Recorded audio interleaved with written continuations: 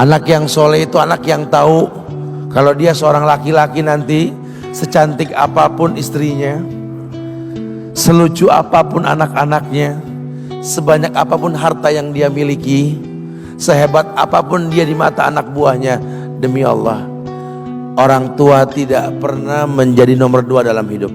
Ini banyak orang yang suka salah ini. Cuma gara-gara dunia, orang tua panjang mata menanti kedatangan anak. Jangan ya. Jangan. Anak yang soleh tahu sekali, sampai kapanpun ibumu, ayahmu, sampai kapanpun. Dunia nggak membuat dia lupa ada berkah keramat dunia hidup di atas muka bumi ini. Dia nggak repot datang ke makam-makam para wali. Orang tua nomor 1 yang dia temui. Ini orang hebat. Ini banyak di antara kita makam-makam didatengin, di mana saja didatengin, ngalap berkah. Orang tua panjang mata, berlinang air mata menanti, mana anakku? Mana pohon yang pernah kutanam? Mana pohon yang pernah kurawat? Kudengar dia sudah mulai berbuah, ingin kurasakan buahnya. Berani mengeluarkan dana jutaan untuk hal-hal yang gak disyariatkan. Ini orang tua panjang mata.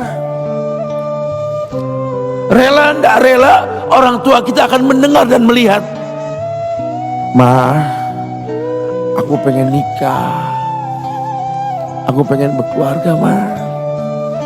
Ya orang tua ya seneng lah. Cuma kalau inget metik buahnya belum terasa, ya ada perasaan kayak gimana gitu loh. Karena dia tahu setelah ini dia akan menikah, bahwa anak orang ada kehidupan yang berbeda yang bakal dia rasa. Orang tua makin hari makin rentan, bukan makin seger. Yang perempuan dibawa orang, ya Allah, baru kemarin perasaan mainin poni ini anak perempuan kita, betul. Baru kemarin mainin kepangan rambutnya, ya Allah. Ya Allah, baru kemarin perasaan saya titah dia, titah, ya Allah. Belajar jalan, bisa berlari bawa sesuatu, coret-coret tembok, aduh Masya Allah. Sekarang udah gede,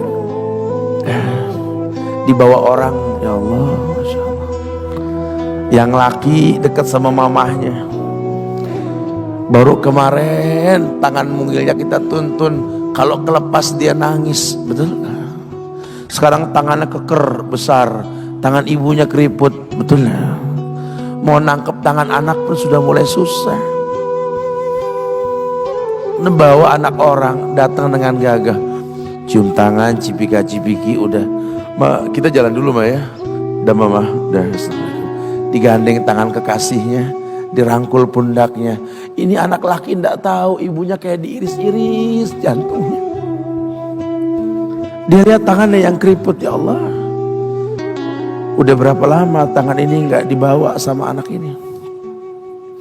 Udah berapa lama tangan ini nggak digandeng sama anak saya? Kita merasa bangga akur merangkul istri kita, ibu kita ngelihat pundaknya. Udah berapa lama pundak ini nggak dirangkul seperti itu, ya Allah. Dulu aku berdandan secantik-cantiknya, ku dandankan anaknya, ku bawa di hadapan kawan-kawanku bangga. Lihat anakku. Tapi dia tidak pernah berdandan rapi membawa aku ke hadapan teman-temannya. Lihatlah ibuku. Ibunya sudah kebayang, ya Allah, ini anak bakal minta nikah sebentar lagi. Yang wajar kalau orang nanam pohon pengen metik buah, wajar. Ini buah belum terasa, pohon sudah mau dibawa. Kebayang tidak? Ya Allah. Mulai dia kebayang.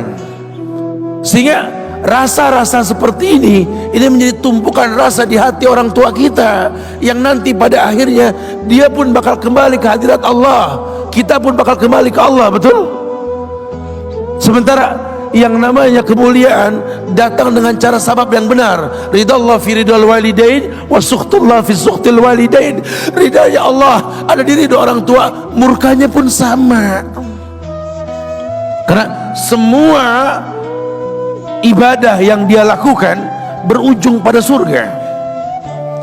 Dan yang paling gampang ketika dia mau menaklukkan dunia, demi Allah, berkah orang tua dulu yang dia ambil.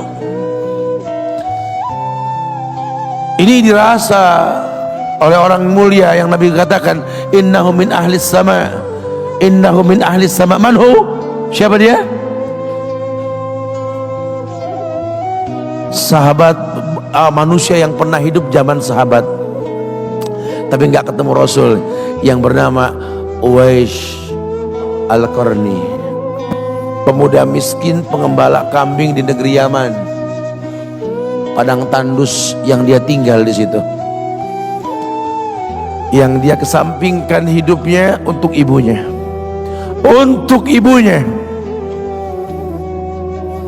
Tidaklah terucap kalimat satu yang ingin ibunya pengen, kecuali Uwais pasti akan melakukannya apapun, dan ibunya cacat. Apa kata Uwais? Tidak akan pernah terlontar kata dari mulut ibuku kecuali kan kulakukan yang dia inginkan. Masya Allah. Ibunya cacat dan dia menomorduakan diri, yang penting orang tuanya dulu. Hingga satu waktu ibunya berkata, wahai Uwais, ibu sudah tua. Andai kematian mendatangi ibu, ada beberapa keinginan yang ibu pengen merasakan keinginan tersebut.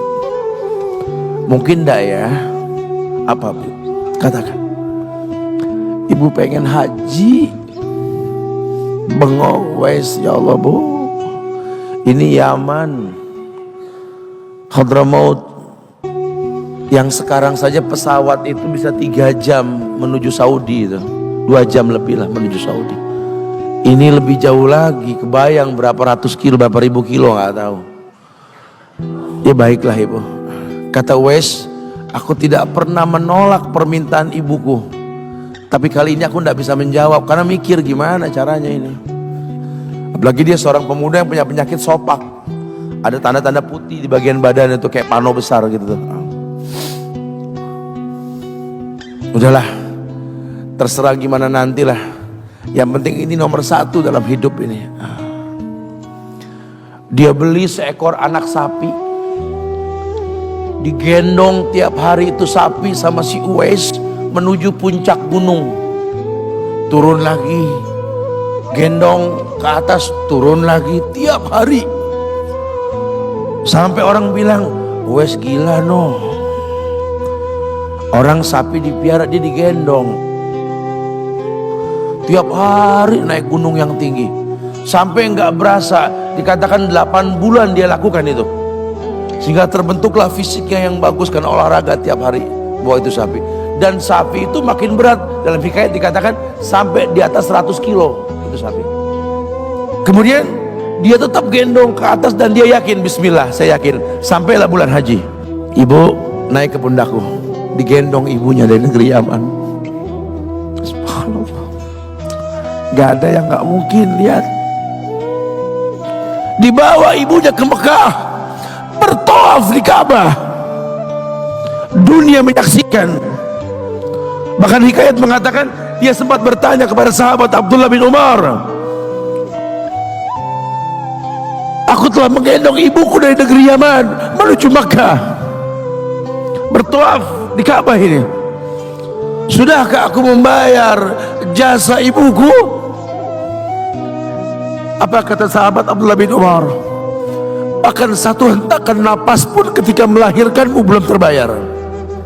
Bahkan satu hentakan napas pun ketika melahirkanmu belum terbayar.